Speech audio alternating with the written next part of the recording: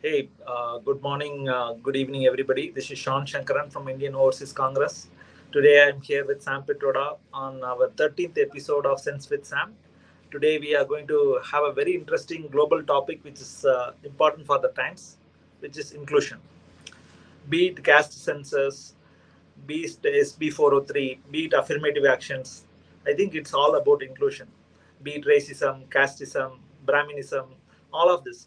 So I think Sam is really a great fanatic supporter of bringing inclusion to the through political solutions. I think he has been championing a lot of things, and I think he is also one of the brain behind the Congress championing this caste census. So I will let Sam give a quick context, and then we'll go for questions. Thank you, Sam. Go ahead, Sam. Thank you, Sean. Thank you, Priyambada and other friends. I know you have to work very hard to put this program together. So I sincerely appreciate your effort every week to bring people together. Today's topic on inclusion is of great interest and value to everybody because inclusion is a broad idea. To me, it has so many different dimensions. First, it begins with respect for other human being. It is about dignity. It is about equality, equity, access. It is about liberty, freedom, justice. As an individual, everybody wants to be treated equally. And when you begin to identify them in one group or the other based on race, religion, color, language, caste, we create barriers. In these barriers ultimately create conflicts. When I look at wars, I find that it is all about exclusion, which is opposite to inclusion. Saying you are excluding group of people from some privileges, some their rights. Colonization was all about inclusion. Subjects were not included, not given the same rights. Slavery is all about inclusion. They were not included. They were not allowed to vote. They were not allowed to go to school. They were not allowed to go to the same bathroom. So I think there is a very large global challenge. In India, it is about caste. In US, it is about Black Lives Matter. In Europe, it may be about immigration. You go to Paris and you see ghettos outside Paris of Arabs. And you understand it immediately that these group of people are not included. The discrimination starts many times right at the family level. In our system, marriages are not inclusive.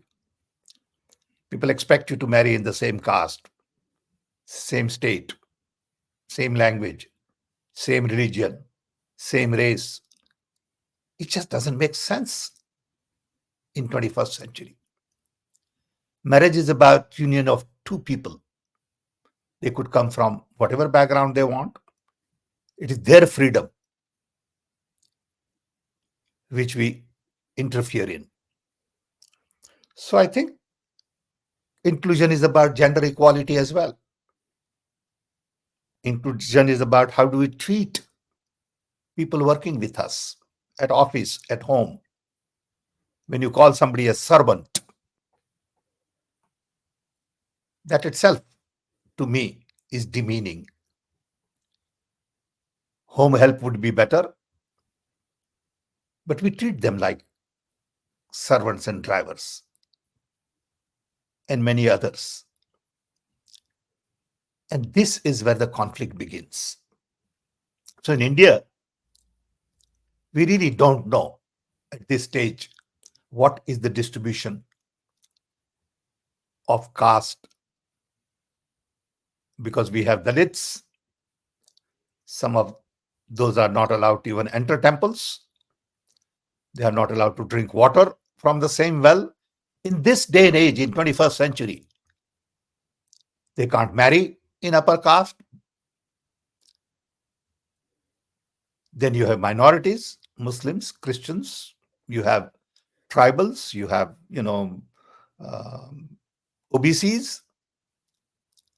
So naturally, a starting point is all about understanding this diversity.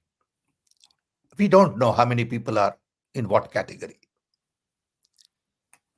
One thing is to say, forget about all these categories and treat everybody equal, but that doesn't happen. The key is to really understand the data and give them the opportunities. People are talking about bhagidari. What it really means, if that Dalits are X%, they should be represented at various levels accordingly in education, health, government, public service, business, you name it. If they are not represented according to their bhagidari, according to their data, then they are discriminated. That's all there is to it. Okay? We can slice and dice in any way we want. The fact still remains that world over, people in position, power, and people who corner profit are from higher caste, are from a special privileged class. And it is true everywhere, not just in India. So democracy is all about equality, human rights, justice, fairness. And that's why inclusion becomes very, very important. And none of these countries are inclusive. India is not inclusive because of caste system. US is not inclusive because of Black Lives Matter. And we see the difference. And difference is very, very visible. I always say that I have lived in Chicago for almost 60 years, and I have yet to see the difference between north side of Chicago and south side of Chicago. No difference at all in terms of what has been the case. I mean, it hasn't improved. South side of Chicago is poor, uneducated, conflict, violence, you name it. And there is no reason for that exclusion. So today we will be talking more about inclusion from different viewpoints. So with this background, I would say each one of us need to be conscious of inclusive society. And it begins with our friendship. It begins with marriages, family makeup.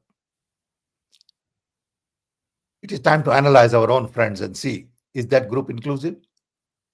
Do we have Dalit friends, tribal friends, OBC friends, Muslim friends, Christian friends, Hindu friends, whatever?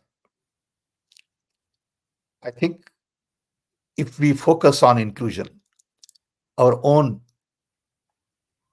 life would be richer, more meaningful, and more enjoyable. Thank you. We can Thank you, open up Sam. for a broader conversation because I don't want to spend too much time in Sure. lecturing. Sounds good, Sam. That's awesome. So, Priyamada, you have any questions from IWC, from the X space? Not at the moment, but Sir, can you just throw a light on, like, in India, the caste is actually related to votes, So that's the reason I think that's the main hindrance, because why we are not able to think about those who are unfortunate, those who are deprived of the, what we say as, equal rights and equality and equal resources in the society. I think, do you think this is the main problem, that because politicians always think about caste being like, oh, how much votes I have from this community, because India votes in a different way. So do you think? I don't think so. I don't think caste is just vote. Caste is all about how you treat other human being. Vote comes way later. Okay. Caste is about identifying you based on your birth. I'm son of a carpenter. I'm proud son of a carpenter.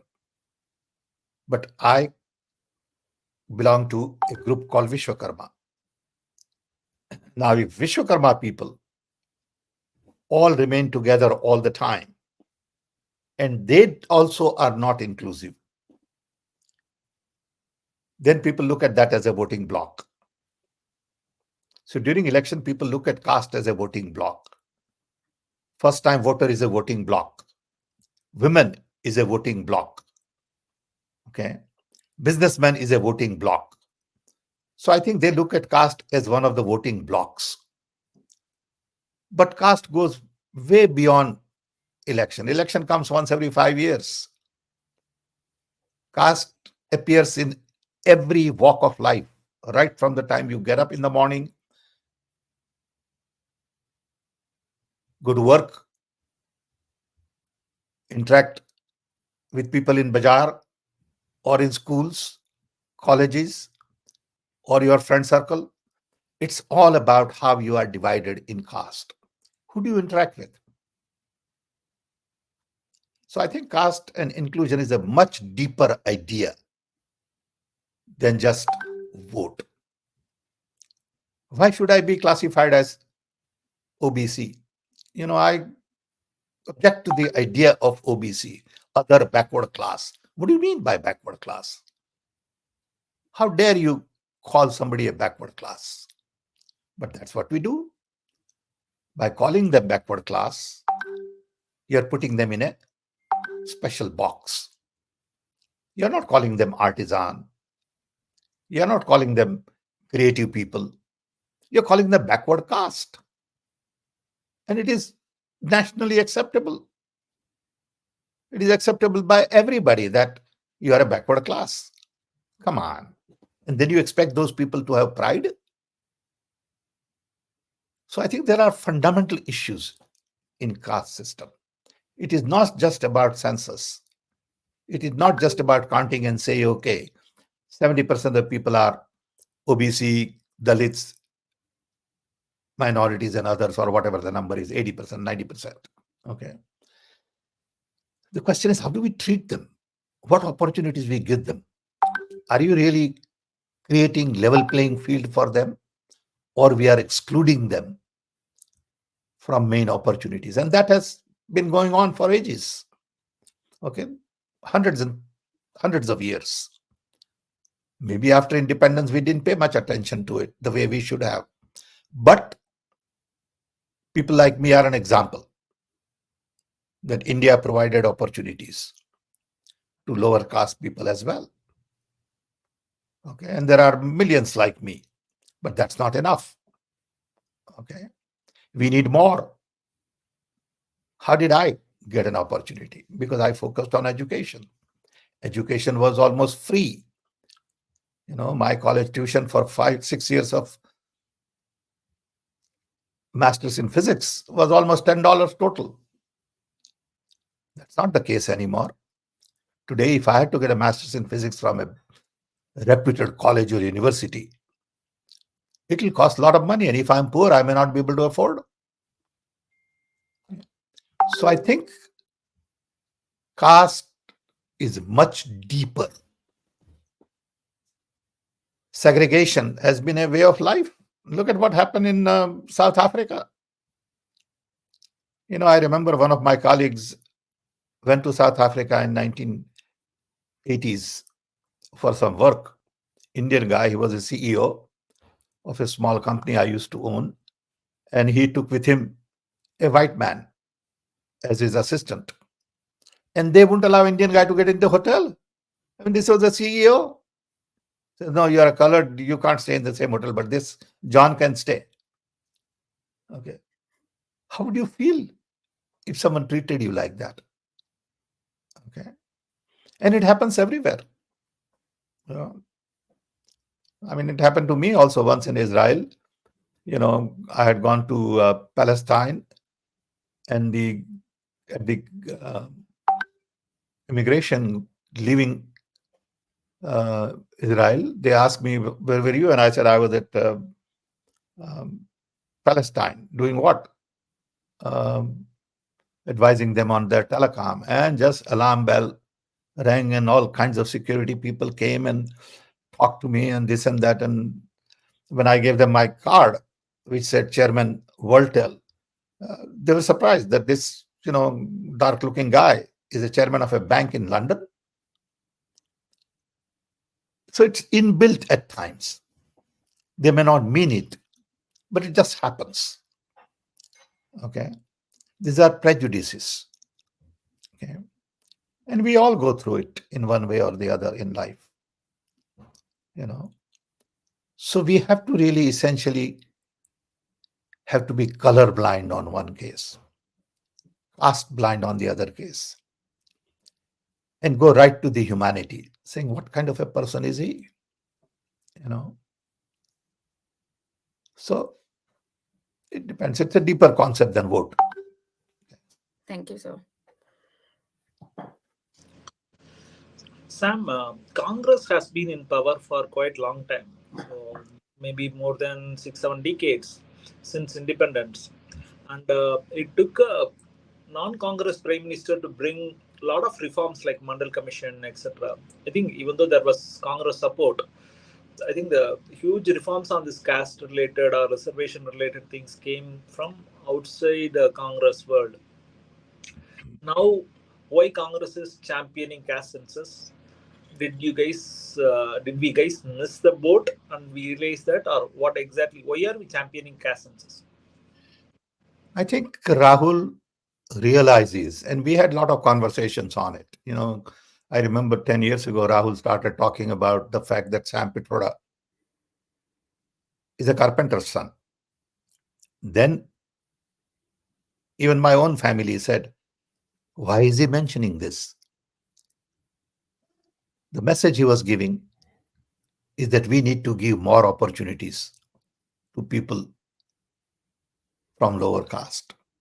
The message he was giving that the telecom revolution didn't come from Brahmin, didn't come from higher caste. It came from OBC. Going back to your question, maybe Congress should have done much more in the past. Maybe we didn't do as well as we should have. But that doesn't allow us, or that doesn't stop us from doing the right thing now. You're never too late to do the right things. I believe this is the right thing to do at this point in time. Of course, during Congress time, a lot of people got, opportunities because of low-cost education. Education has become too expensive.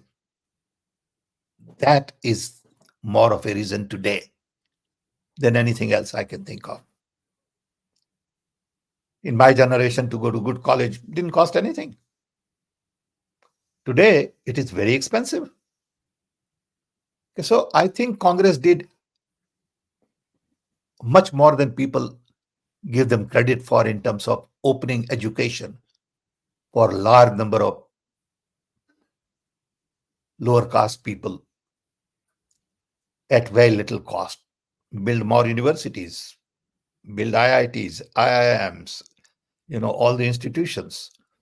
So I think first 5-6 decades were really spent on building institutions in a big way. Okay. And institution building takes time. You don't have human resource to build a lot of these institutions in the beginning. I always give example of IIT Kharagpur. When IIT Kharagpur was started, people used to laugh and say, why would anybody build an IIT in middle of nowhere in Kharagpur? Why not in Calcutta? And it was in 3-4 rooms. And people used to laugh and say, are you crazy to build a university like this in a place called Kharagpur where nobody will go? But look at what IIT Kharagpur is today after 50, 60 years. That's what it takes to build institutions. So I think we have a lot of work ahead of us in providing equal opportunities. And the right thing to do at this point in time is to really have data. And that's why census. Once we have census, we will know that these are the gaps. This is where we need to put more focus. Then we can analyze, monitor, manage. So that's a starting point. Awesome, Sam. So you always speak about a lot about Brahminism. So is Brahminism is nothing but a kind of another word of casteism? So are you against Brahmins, one particular caste, or No, what I'm not exactly? against anybody. Let's Yeah. understand. I'm not against anybody or anything. When I say something A, it doesn't mean I'm against B. Okay, in India, it is that mentality that if I say A, that means I'm against B. No, that is not true. I am inclusive in my approach to everything. I try. I may not be successful. You can correct me, and I learn. Brahminism, to me, is a group of people, a system that we created over a period of time where these people are the knowledge people. They had the wisdom, so called, and they remain in position of power, advisors to the kings or whatever. They studied slokas, and I'm not very good at history, so pardon me for saying all these things. But their job is to advise and not do things. And people who did things were lower caste, whether it is sweeping floor or tightening a screw or carving a statue. That was work, hard work. Okay. So-called Brahmins never took tool in their hand to do anything. That's the way it turned out to be. It's okay. Now let's see how we manage this tradition. 40 years ago, when I used to work on technology missions, I used to say, in India, there is a Brahminian science and there is Sudra science. Brahminian science is to talk about a great theoretical paper and go give a presentation at international conference and make an impact, which is fine. But Sudra science is to make sure that the electric plug that we make fits in properly. In my generation, electric plug in India would never fit in the socket. You have to put a little matchbox stick and then it'll wiggle. Okay. Because it was not done by people with knowledge. Okay. I mean, even today, look at the way our scavengers have to work. Shame on a high-tech country like India, where we have not developed robots or scavengers to clean our gutters so they don't have to go manually and clean it. We have not developed tools for our lower level people. Most of our tools were designed hundreds of years ago, whether it is hammer or drill or chisel or whatever. Okay. I mean, just go look at a construction site today. It could be a very fancy construction site, and I've seen it in Delhi. During Asiad Village, I've seen it in Delhi during, Commonwealth Games. You find poor women carrying on their head 20 bricks. Why can't we give them hand truck? We don't do that. I don't know why. Why do we allow these women to carry bricks on their head? Because nobody is paying attention to that. It's not that we are not capable, but that's not in the equation and consciousness of people. They think it has to be like that anyway. At every construction site, you will see on the side little hut, little tent where people would be cooking, their children would be playing. I mean, why can't that construction site people make little better accommodation for workers? Because those apartments are going to sell for 50 lakhs, 1 crore. Okay. These poor people are building those apartments. But while building those apartments, they don't even have enough to eat. The children don't have toys to play with. Okay. It's not that we can't do it. We just don't have the sensitivity. When I was chairman Telecom Commission, at that point in time, a lot of people from Kashmir, Brahmins, were coming back because of all the terror and all. And we had large number of people coming from Telecom group. And I realized that a lot of our workers all of a sudden had too much to do.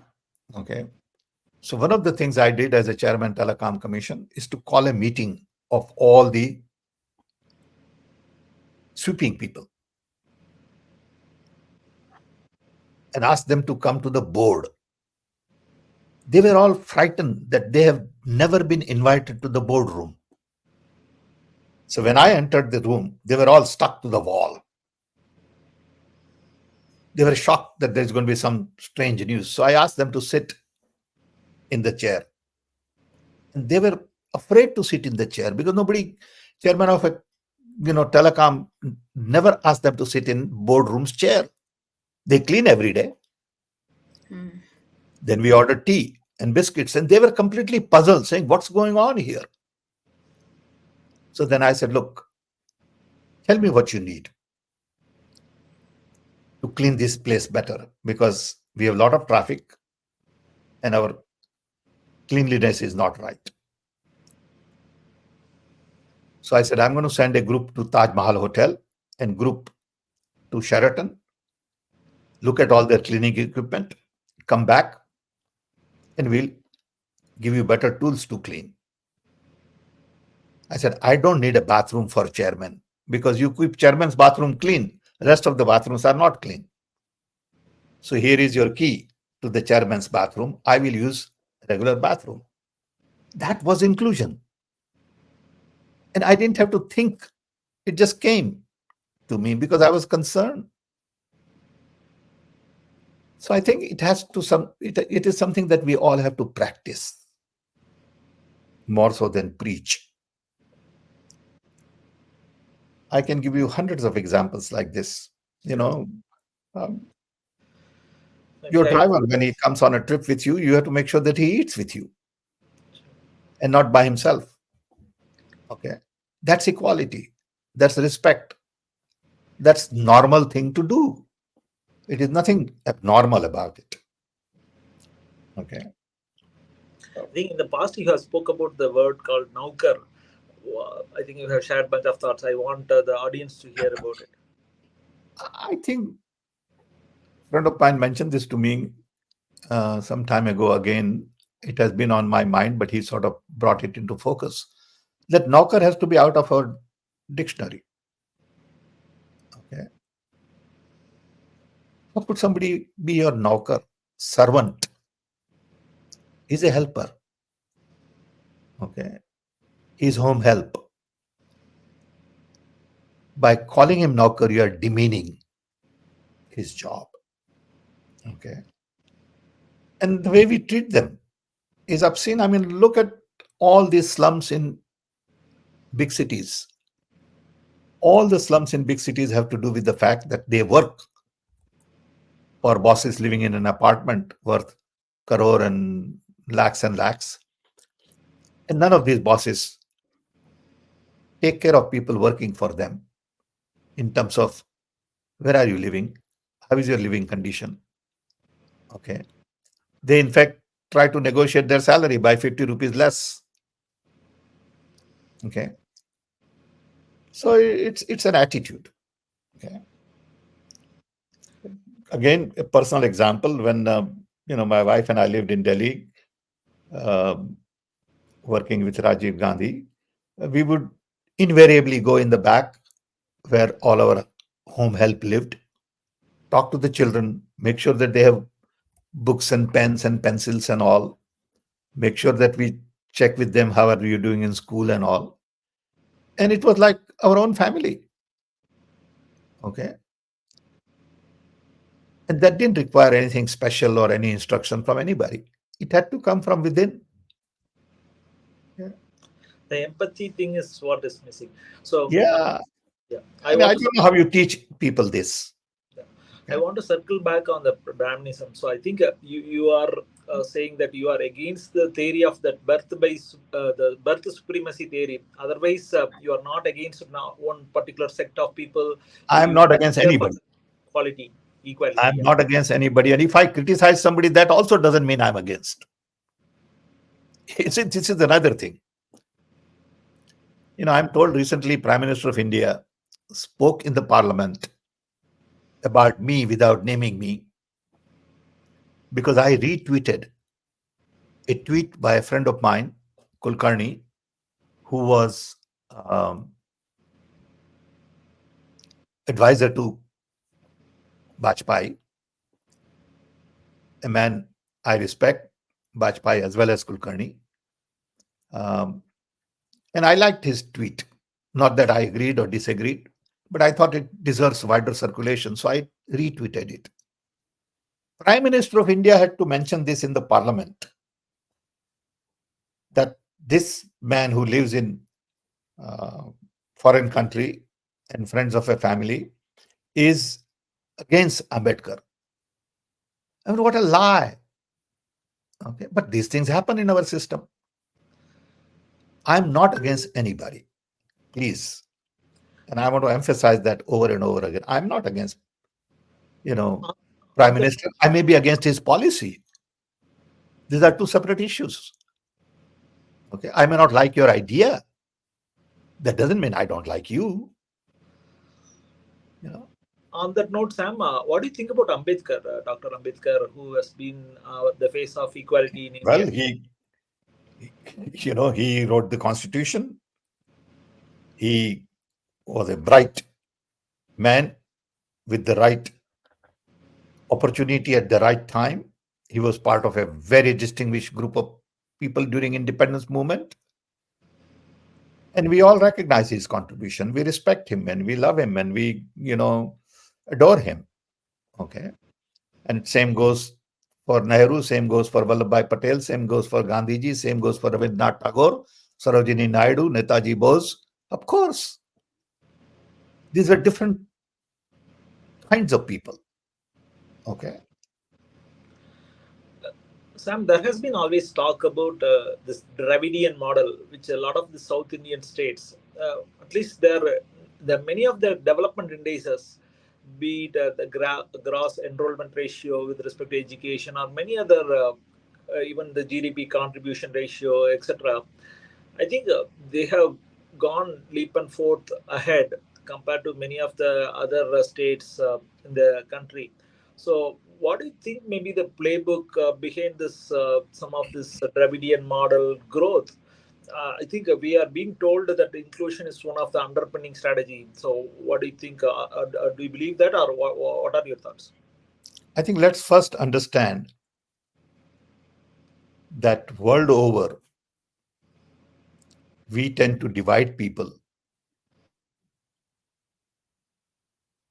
based on color first. Okay? But we forget that all of us came from Africa. We forget that we all have roots in Africa. Whether people settled in South India and became Dravidian and say that we own India, but ultimately, everyone came from Africa. So we must recognize that first. Okay. Then people who settled, whether in America, original Indians, or in South India, so-called original Indians, or in Australia, Latin America, they all lived off the land. Then foreigners came, so-called foreigners. People say Columbus found America. No, America was already there. How could you find somebody which was already there? There were Red Indians. They're living there for thousands of years. But these people came and then acquired land and became owner. So that fight has been going on in human history for a long time. So in India, maybe the Africans who early came and settled in South became local because they lived off the local land. And they had better understanding of their ecosystem. South India has been much more progressive in terms of language. Look at Tamil. Okay. Look at all the mathematicians as an example, scientists, okay, literature. So each one has its own unique capabilities. South India is unique. North Indian settlement is probably much earlier, much later. But the South Indian population was considered the local population. Okay. So it's like Manthan. Transformation has been going on all the time. Whether French came, British came, Spanish came, Portuguese came, Mughals came. And that's way of life. Okay. We today look at them as invaders. But then we were also invaders. People coming from Africa were also invaders. Okay. So you got to decide where do you draw a line. And that's why it is important to be inclusive. The world belongs to everybody. Okay. You have right to move. You have right to live the way you want to live. And that's why democracy, that's why freedom, justice, all of these things are connected. Okay. And we wind up discussing petty issues. When we discuss the issue of religion today, we forget that before Hinduism, there were people who were tribals. What was their religion? They were original people. How did they become Hindu? Okay. How did they become Muslims? How did they become Christians? Okay. So at the end of the day, we are all human beings. And that's where we lose sight of humanity. Okay. Yes. That's a question from YouTube, Sumant Hegde. So, dear sir, this government is a pro-privatization of public sector, but there is no reservation in private sector. How caste census can be helpful to ensure jobs?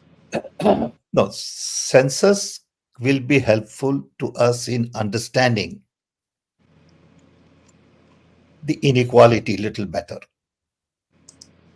Census will tell us that enough of these people are not represented,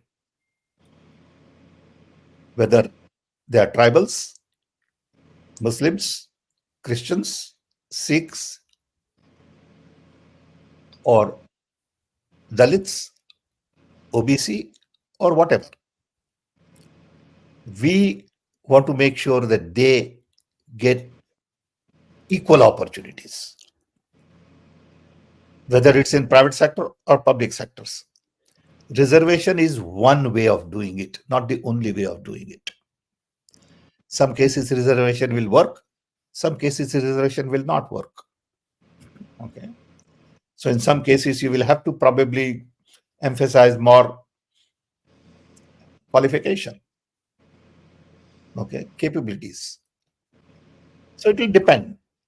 And in the process, you will make some mistakes. Nothing is going to be perfect.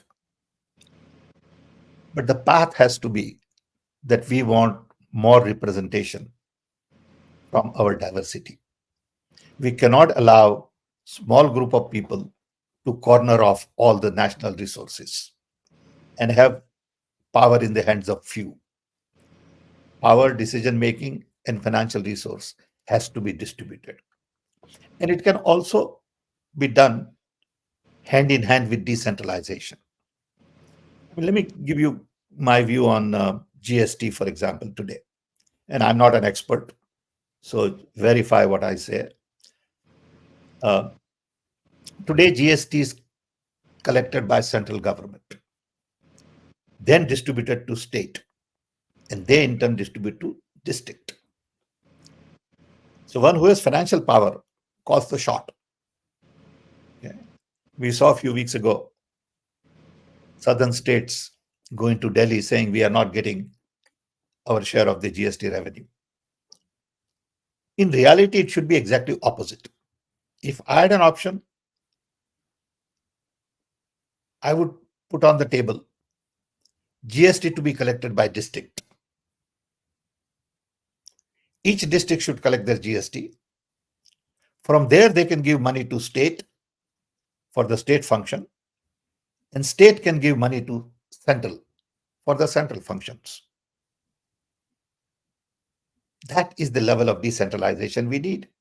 Then every district will have enough money, their own funds, to decide what needs to be done. Today, it is completely authoritarian.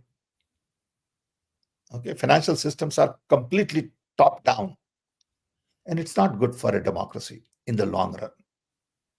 But people with expertise in finance and economy will have to look at this and see the viability of it.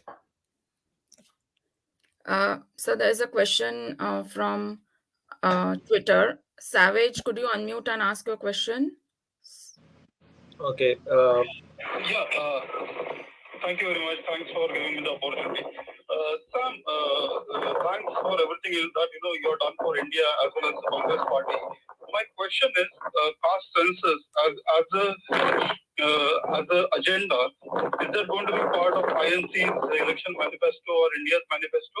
And my subsequent question to that was, like the way it happened last election with Nyay, which was a very good scheme. But there was a lot of Congress was not very successful in explaining the scheme to the people. So, what is our plan to take it to the people and explain it to them? Thank you. Rahul Gandhi has been talking about this all along during his yatra. He has very clearly articulated the need for census, concern for lower caste, concern for poverty. It will be in the manifesto. Chidambaram and others are looking at it, and I'm sure manifesto will include issues related to caste and census and equality and inclusion.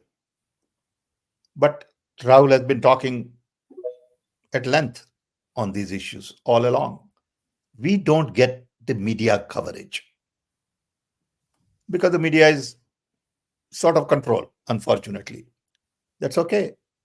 There isn't much we can do today on it, except talk to friends and others on social media and door-to-door campaign in our normal conversations, because national media is not going to take our views on inclusion seriously.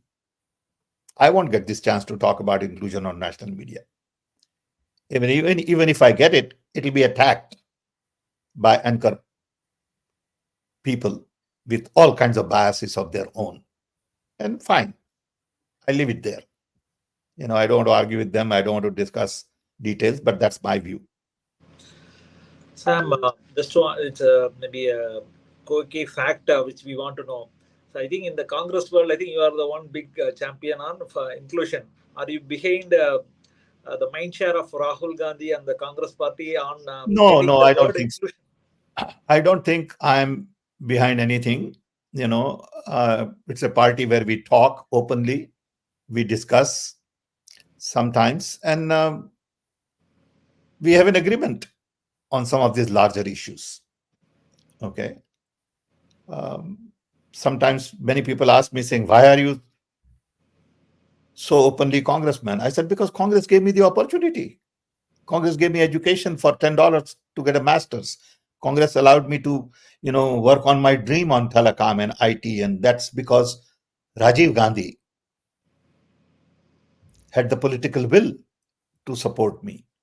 And look at that one little idea we had, which says, we want India in 21st century to enter with great deal of respect, dignity, and we want to connect India. We want to focus on technology, telecom, IT. Look at where we are today just because of that one idea of Congress.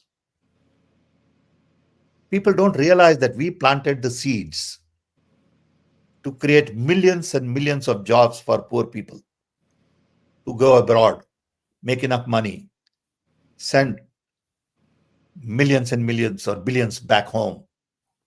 Okay. Build our own companies, which are hundreds of billions of dollars worth. Okay. It took 40 years.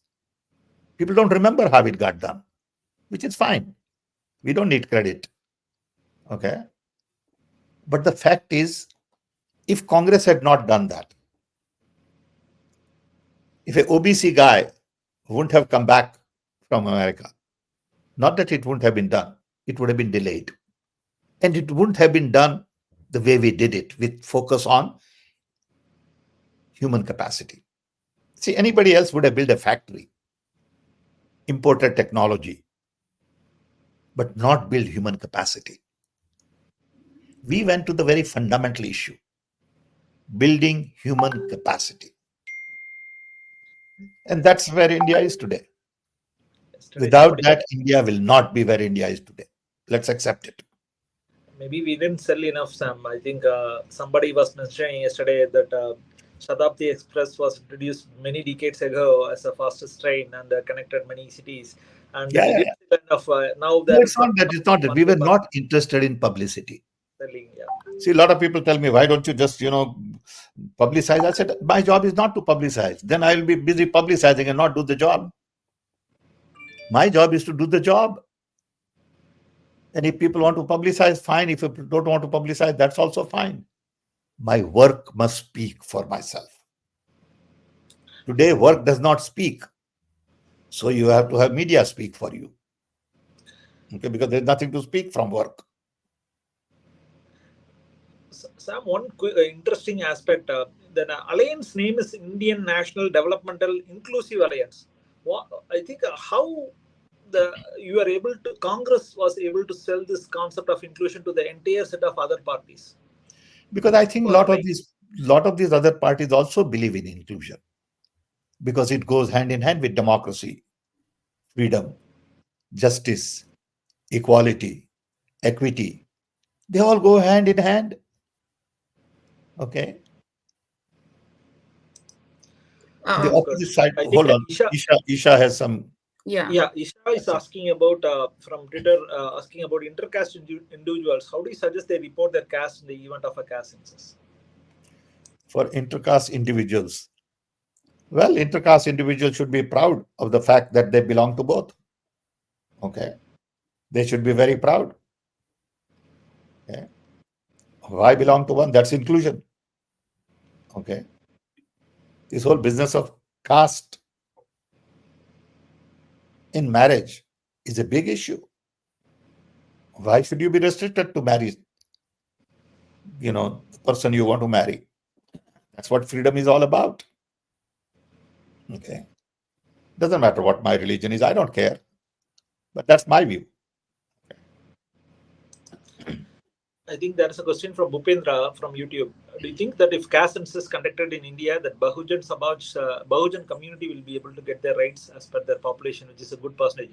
Because many Manuvadi people in Congress ideology oppose Rahul Gandhi's ideology on the ground. Look, in India, no matter what you do, there'll be people who will oppose something, which is okay.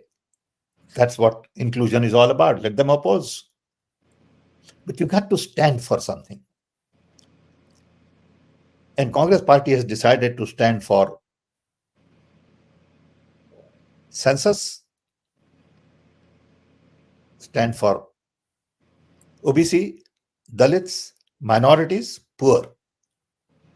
That's what India's development is all about. India's development is not about creating more billionaires. Please understand. India's development is not about sending more people to World Economic Forum, okay, or have big market caps. That's not the goal. Okay, that's a trap. Well-being of people of India depends on how well we take care of people at the bottom of the economic pyramid. Gandhiji talked about this all the time. Okay. On SB403, Sam, the so-called Liberal Party. What is this? What is SB403? I don't even know. SB403 is the caste ban regulation, which I think California state tried launching, and it went up to the governor, and then it got maybe vetoed out. I think it got. Yeah, I think you're talking about in India. Sorry. No, I'm kind of wanting to know your perspective. So there is a huge Hindutva lobby who worked against this particular caste ban regulation in America, which is California. So I think the whole regulation came in place because at least California as a forward-looking state thought there is still caste. Indians have exported caste along with them, is what the state feels, and many of the state members could get it as a regulation, and they wanted to ban caste discrimination, but somehow it got vetoed by the governor of the state, and because there is a huge Hindutva lobby. So what are your thoughts? I mean, caste should be banned, period. Okay, don't ask me what my caste is. I don't care. Okay, my caste is humanity. That's my caste. Okay, I was born in India, so I have gene from that part of the world, but I'm a human being. Okay, I belong to every place. Okay, I'm telling you, that's how I feel. When I'm in America, I'm American. When I'm in Africa, I'm an African. When I'm in Russia, I'm Russian. Okay, so what's the problem? Okay, don't label me as anything. I'm a human being first. Sounds good, Sam. So I have sorry, there's a Mr. Ambati. I think he left. He was waiting for a long time. He had a question. So there is a comment saying that playing caste card doesn't work at all. It is better if Congress brings the rich and the middle class narrative instead of caste. Well, that's your view, and fine. I respect your view, but I don't agree with it. quickly. See, people many times say that there are two castes, and Prime Minister also said once that rich and poor. Yeah. But that's not true, because poor people cannot marry poor people from higher caste. It's that simple. Okay? Cannot socialize. Do all poor people socialize as poor people? No. They socialize at caste, marriage, functions, events, festivals. Okay? That's what defines caste. Okay? And poverty is something you can change. Caste something you can't change. If you have money, then you are no longer poor. Okay. So, like being in the government, like you had worked with the government for quite some long years. So, what do you think is the way forward for India to, break through this and, so that everyone is included and everyone gets equal rights and the resources which are. Inclusion. You have to be included in the system. Okay. System has to be more open to bring variety of people in the mainstream. System has to promote people from lower caste, train them, trust them, build them, give them responsibility. Okay. And it has to start from bottom.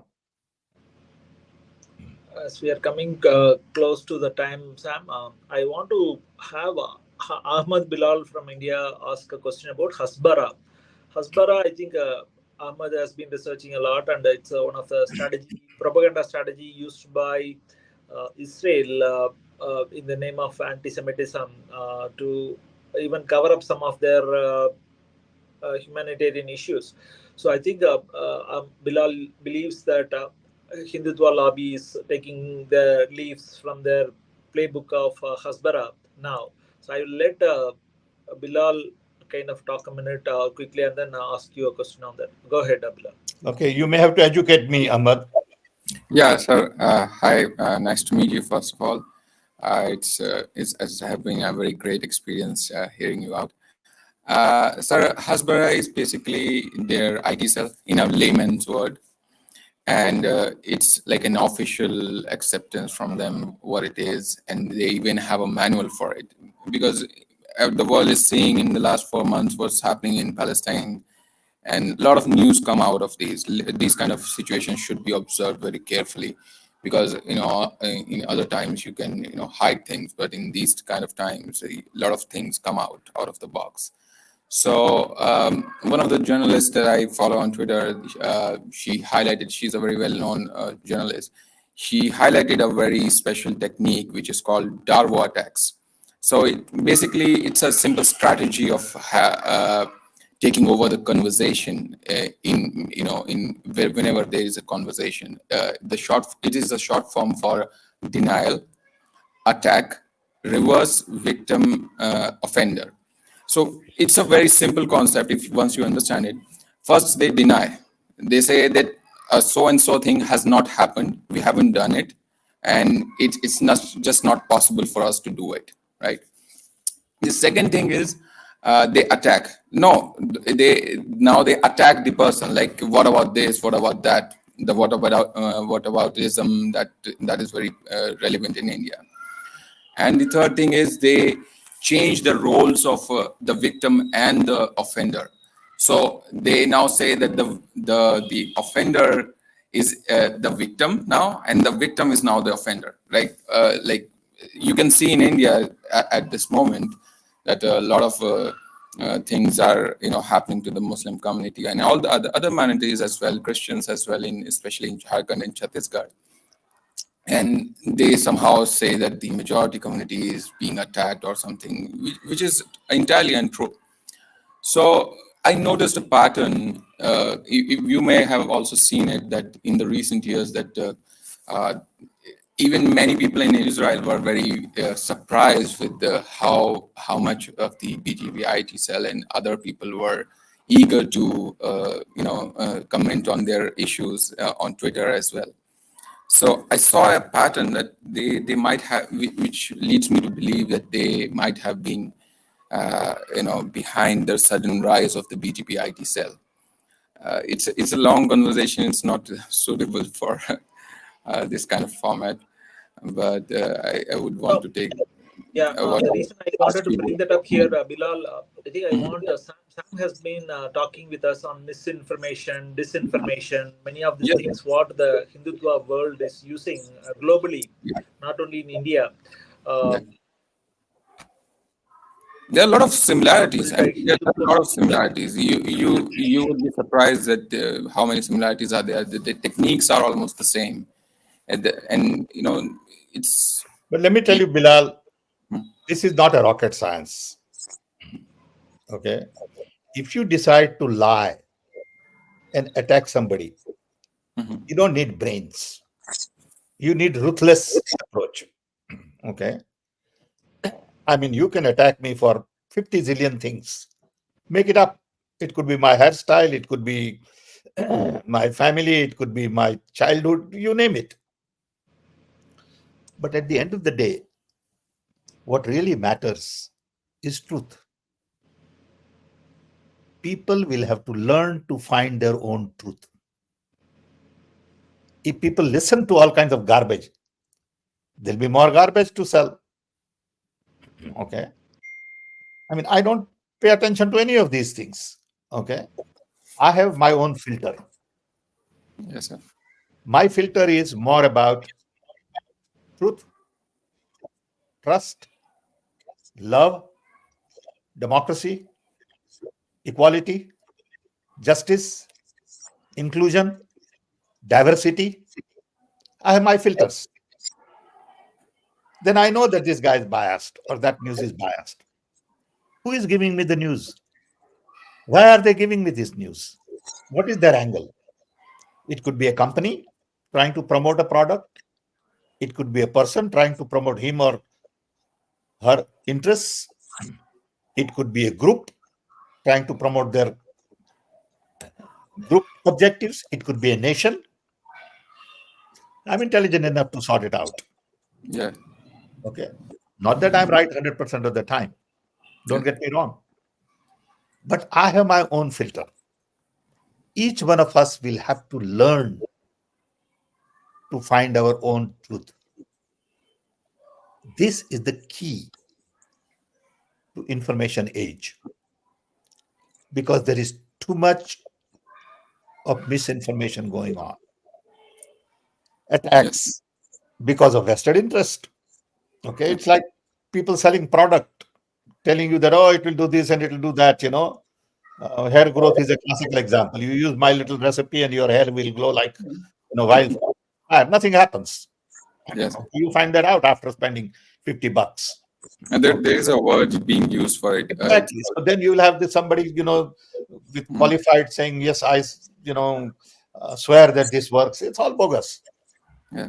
I'm saying, sir, that there is a word for it, in fact, being used, that it's called disproportionate media coverage. Yeah. So we have to decide, why do we spend time on it? Okay, I don't even look at it. You got to learn to reject information. Okay. If you get trapped in it, it's your problem. Okay, you are to be blamed, nobody else. Don't blame the guy who generated information. He's going to generate anyway. Okay. But if he has no taker, he will stop generating. Today he generates because there are a lot of takers for misinformation. If there is a system where you know that nobody is using misinformation, there won't be production of misinformation. Okay. Today there is production of misinformation because people love misinformation. Okay. So that is the beauty of information age. You are empowering every human being. But we are going through that transition. Every human being is not quite empowered yet. So there is a confusion. This period may last 5 years, may last 10 years in human history. 100 years from now, somebody would say that from 2000 to 2040, there is a big wave of misinformation in the world because people were just going through that transition. And after 2040, people realize how to find their own truth. It may happen. So I see a lot of similarities in the Indian freedom movement, that, it's obvious that Britishers used to have a disinformation. Same thing. It has been going on for... And then the freedom fighters created their own newspaper, Punjab Kesari. Absolutely. We are seeing that same thing happening right now. Like the TV media just died down, and now there are independent, media houses like News Laundry, Wire. They came up very recently, in very recent years. So they are doing a very terrific job in just, being factual, being impartial, and just informing the citizens of this country about the facts of any important issue. Truth will prevail. Look at the amount of money BJP has spent in promoting Rahul as the puppet. He's not. I know him too well. He's very intelligent, he's very capable, decent human being. Now you can say, well, I'm promoting him. No, I'm not promoting him. Okay. Truth will come out. Okay. Thank you. But Thank people you, have Rahul. ideas about Rahul without meeting him, based on all the stuff that, has been fabricated and manufactured. Okay. I mean, there are lies after lies. I remember recently, maybe 6 months ago or so, he and I had somewhere, we were there together, and somebody took a picture of it. And Rahul glass, which was water, was colored yellow as if it was scotch. Look at the way people operate. Okay. So now we are showing that Sam and Rahul are having scotch. Okay. Poor guy doesn't even drink. Okay. But this is that people believe it. Okay. Of course, I drink scotch. I have no problem. But they fabricate information. Anyway, I think we have talked enough. I Thank hope you. this Sir. was a good Great conversation. conversation. Anything else? Sir, Yeah, there's yes, one ma'am. question from Yes. Maya Menon. Yes. Maya, please could you unmute and ask? Priyamata, we want to launch. Yeah, but let's finish Yeah, Maya. just Maya? one, because she's waiting. Yeah. Thank you, Priyamvada, and hello, sir. Good morning. Good to hear your views Thank you. on this matter. I will just try to summarize very quickly my questions that I had. Firstly, kudos to Rahul Gandhi. He has picked up this caste census issue, putting social inclusion and social injustice at the heart of the agenda for the future, which I really think answers the question of representation versus reservation. So I think I really thank him for that. But I also applaud your views of prioritizing humanity over a successful abolishment of the caste system, which is so intrinsically woven into the Indian societal context that it almost seems like a taboo in these days that we still have to address something like this. But I really think from what announcements Congress has made around the caste census, I wish how this is the three-part question that I have as to whether a roadmap of what this means from a long term, as opposed to just conveying the short-term agenda for caste census, and a roadmap for the long-term vision of a successful abolishment of caste system, if indeed that is the agenda, would allay any fears that people have.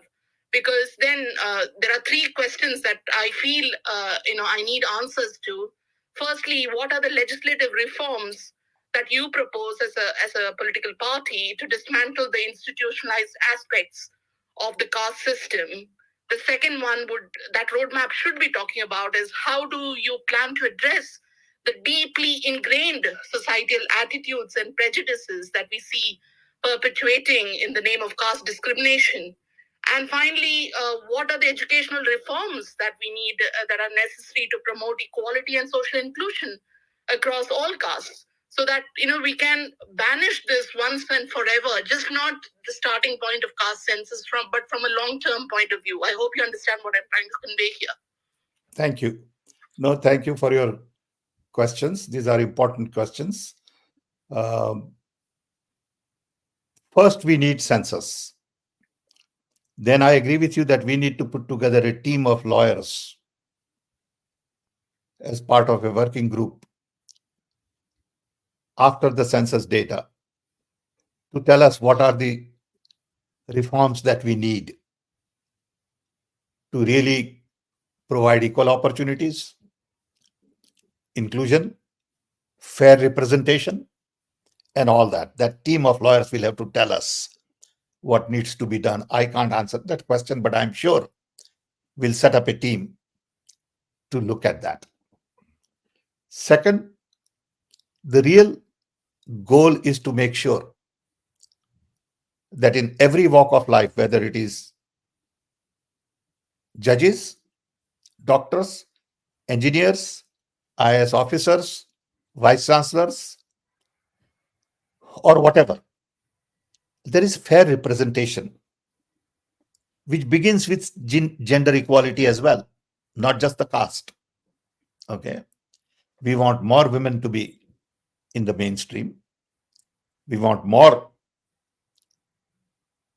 OBC, minorities, Dalits,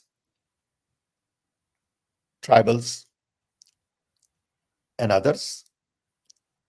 And third, on education, you can go look at the document that we did 10 years ago of the National Knowledge Commission. That document outlines very clearly what our views are on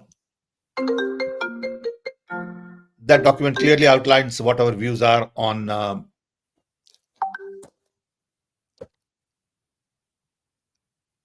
fair education opportunities for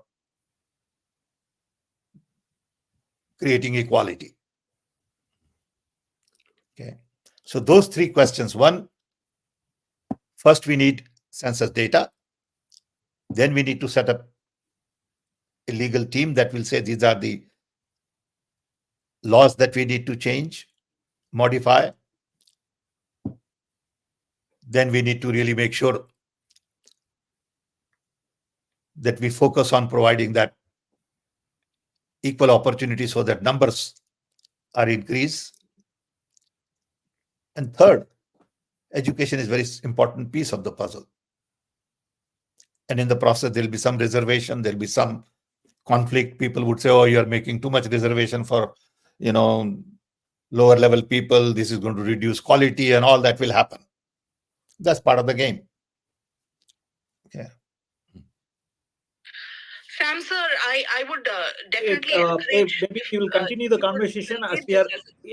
Hold on, Sean, hold on for a second. Yes. Yeah. Go ahead. Go ahead, Ma. You are saying something. Yeah, sorry. I was just going to say that I would really request you guys to convey this as a part of your narrative, and just not about the caste census, but the long-term roadmap as well, sir. Because there are some naysayers. There are some naysayers in the society who are trying to twist the narrative, saying that we are going back to the dark ages. No.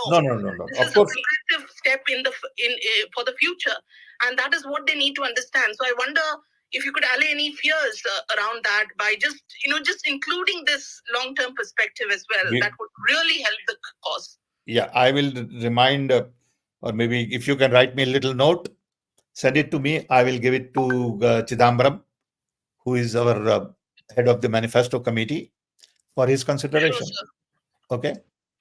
Send it to me. You have my email. Okay.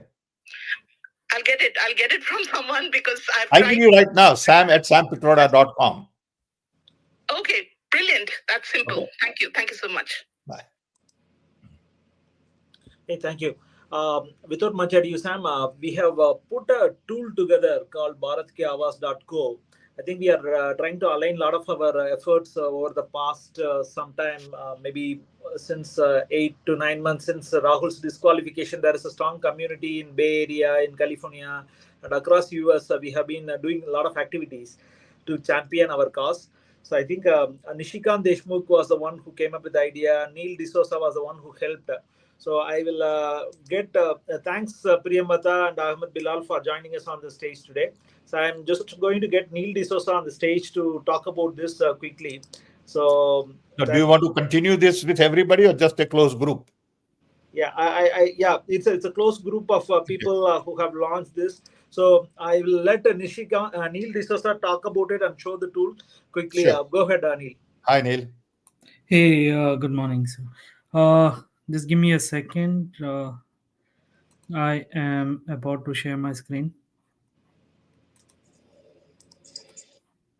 Well, Neil is sharing. I think primarily we have got all the interactions what we did with the community, Sam, primarily, and we are trying to also promote some of the petitions like the ban EVM, why we think that the EVM should be banned, and the petitions from the Citizen Commission of Election, and also we are trying to get a bunch of blogs.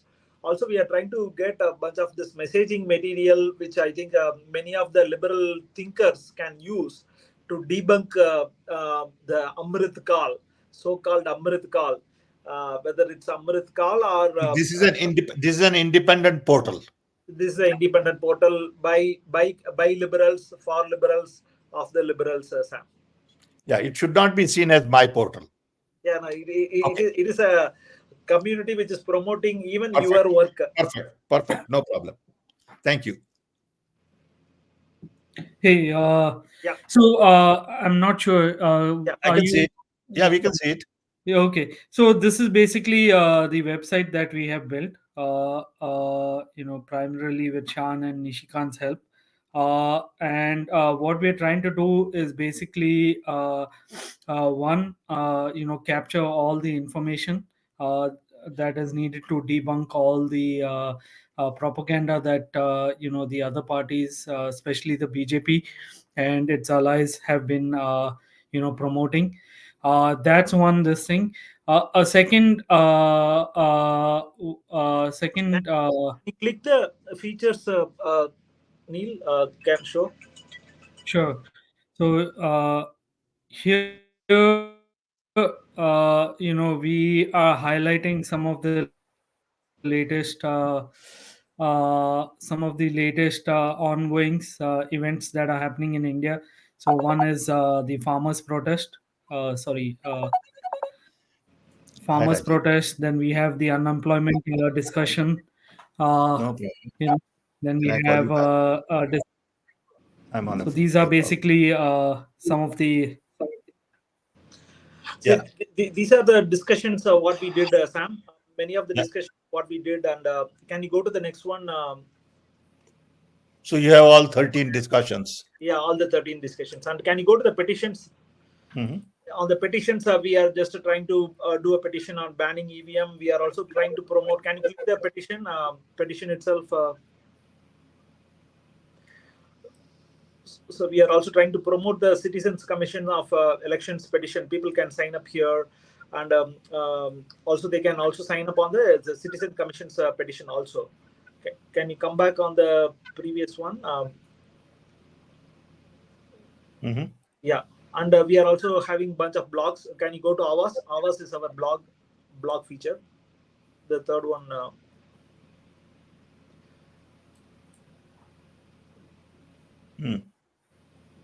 Good. The third one, Neil, ours.